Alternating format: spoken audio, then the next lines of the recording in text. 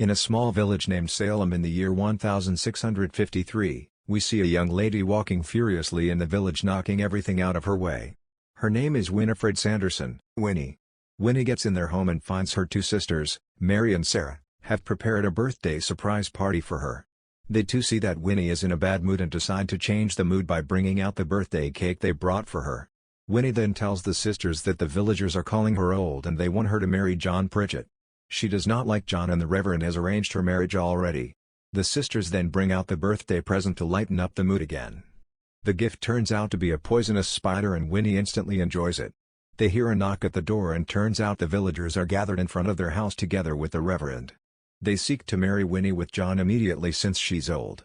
When she says no, John is relieved and calls her out of being ugly and unpleasant. Winnie says that if she's to marry anyone it would be Billy Butcherson.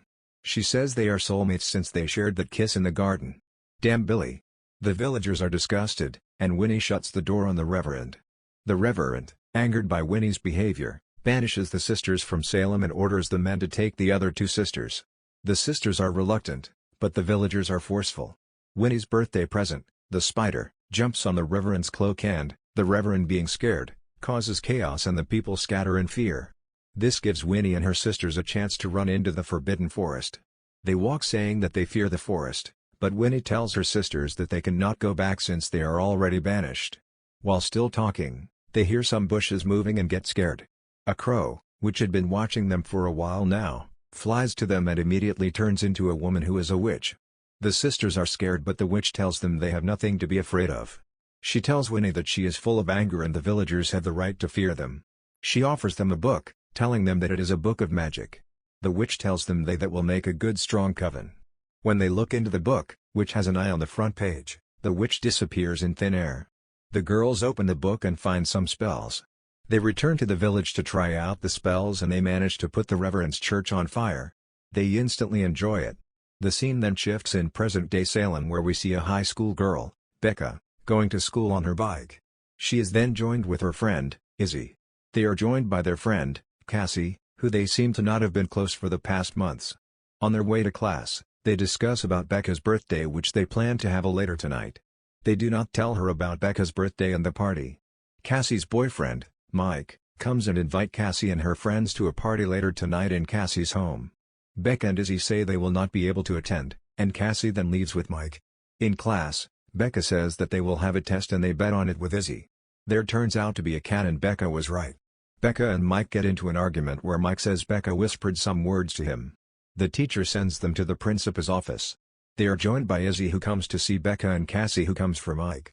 Later they go on the streets to check out the preparation of Halloween. Becca and Izzy meet with the mayor, Jeffrey Traska, father of Cassie, who invites them on tonight's event. The girls then go to a costume shop owned by Gilbert who they find narrating a story about the Sanderson sisters and their return if a young virgin lights a mysterious black candle on Halloween during the full moon. The people do not take him seriously since it's just a children's story. He later meets up with Becca and Izzy and sells them some rock. He insists on Becca buying something else and gives her a black candle for her birthday. He also gives them some leaves to burn which lift curses. The girls ride their bikes to the forest to light the candle and make wishes. Izzy removes a photo of them three being together including Cassie saying that she misses her being there. They light the candle and make their wish. Suddenly the candle starts to release sparks and fails to go off even after the girls blowing it. Becca pours some water on it, and it goes off. It then lights itself up with a black flame. The forest goes silent and the earth starts to shake. Suddenly, three witches, the Sanderson sisters, appear and start to sing songs. Becca and Izzy are scared, and they run to hide behind a log. They are astonished as to how the witches appeared and then remembered Gilbert's story. The girls try to run but the witches catch up to them and prepare to eat their souls. Becca and Izzy come up with an idea and say that they are 40 years old and not teenagers. They say that in this world now children's souls are stored in lotions to make witches look younger and that they are their number one fun. They take the witches to a supermarket and show them the lotions which the witches enjoy. They then realize that the girls had fooled them and there are no souls in the lotions. Becca and Izzy try to run away from the witches and avoid their attacks using salt. They run to Gilbert's shop and tell him about the witches and Gilbert is happy saying that he tricked the girls to lighting up the candle to bring back the witches. The Sanderson sisters come for their book which is in Gilbert's shop. They find the girls and lock them in the basement and cast a spell to prevent them from coming back up. They then cast a spell on an hourglass together with Gilbert's life, then give him a list of their needs. They tell him if he does not find the products before the hourglass runs out, he will die. They then set out to find the mayor. Back in the basement, Becca and Izzy decide to burn the leaves given to them by Gilbert to lift curses, and it helps bring back the ladder, enabling them to escape the basement. In a Halloween ceremony, the mayor is in line waiting for his apple before he receives a text from Becca telling him that his daughter has put a party in his house, prompting him to leave the ceremony. They head to Cassie's home and find her cleaning after being grounded by her dad. They explain to her the situation and see Mike running to them while being chased by the witches. They get in the house and hide from the witches. Becca tricks them to go in the garage and appears to them with a bottle of water. She tells them that that is the last of the liquid they are looking for, and if they try to kill them, she will spill it. Izzy and Cassie then appear and smear salt around the witches, locking them in the circle. They leave them there and go out to plan their way forward. Gilbert goes and dig up Billy Butcherson's body since he will need his head for the list to be done. The mayor returns home and finds the witches in the garage and tells them to go home, thinking they are some people just role-playing. Mary's robot vacuum cleaner appears and helps clean a part of the salt circle, freeing the sisters from the trap. They appear and take Cassie and head to the forest to perform their ritual. They find Gilbert with Billy's head and set off to start the ritual. The witches open the book and use a spell that they were warned about not to perform. The spell will bring an end to humanity in Salem. They start the ritual with the blood of Cassie, which they need. Becca, who is pissed by the witches' doings, thinks of a plan without realizing that her hands are glowing. Izzy tells her and she decides to use her newly acquired magic to beat the witches. They manage to steal the book from the sister witches and retreat into the forest to hide. The witches follow them and try to take back the book, but Becca, with her magic, merges hands with Cassie and Izzy and manage to create a shield to protect them from the witches' attacks.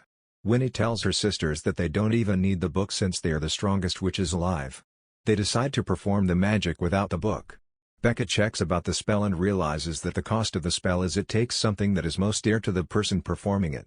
She runs back to warn Winnie and her sisters, but they are late and find that the witches have already performed the magic. Winnie, with her ignorance, fails to realize that her sisters are fading. Becca tells her that the spell will take her sister, and she turns back to see her sisters turn into thin air. She is shocked and worried and tells the book to bring them back. Turns out she loves her sisters more than magic. The book sympathizes with her and decides to perform a spell. The book then sends her to her sisters since it can't bring them back. Winnie fades into thin air and form of Shiny starts happily. The movie ends with girls who decide to go back home explaining the events of the day while laughing together. Hope you enjoyed the movie. Leave a like or even a comment if you did, and remember to subscribe to boost the growth of the channel and to watch future recaps. Have a great day!